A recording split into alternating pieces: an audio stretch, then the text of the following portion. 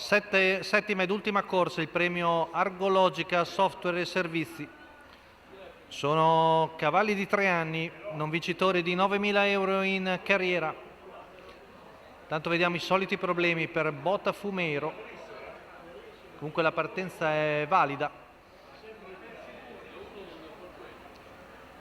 Ci sono diversi cavalli che sono rimasti arretrati, rimangono praticamente in 5. Stacco della macchina, rompe anche Brava Caff, corsa da dimenticare.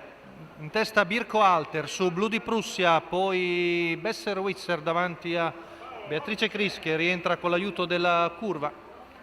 Quindi in vantaggio l'allievo di Daniele Cuglini, questo Napoleon che viene da 3 primi a fila. Intanto sposta subito Alessandro Gocciadoro con Blu di Prussia, attacca la femmina e ci sembra che Daniele Cuglini abbia intenzione di numero 3, Volper, squalificato. Insiste Blu di Prussia al largo e passa dopo 400 metri in 34 senza troppa spesa. Terzo posto per Beatrice Cris, che ricordiamo è interpretata da Vincenzo Gallo. Tanto fuori corsa anche Bold per 600 in 45,4. Siamo al passaggio davanti alle tribune con in vantaggio Blu di Prussia, davanti a Birko Alter, poi Beatrice Cris e Besser Wisser che accenna a spostare all'esterno.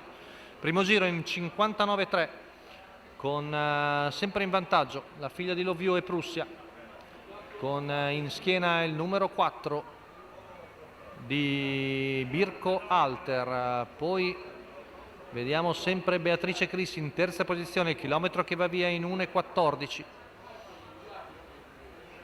Retta di là ancora con la tipica azione di Blu di Prussia, tanto c'è l'errore di Besser Wisser, sono rimasti praticamente in 3. Blu di Prussia, numero 6 Besser Wisser, squalificato. 250 metri alla conclusione, sempre in vantaggio Blu di Prussia su Birko Alter, poi Beatrice Cris, ultima curva passata in 15,7, retta d'arrivo, in vantaggio si distende ancora Blu di Prussia che viene a vincere nettamente. Secondo posto per Birko Alter, al terzo Beatrice Cris. 1,14,5 la media al chilometro per la figlia di Loviu, è la seconda vittoria in carriera dopo 8 uscite.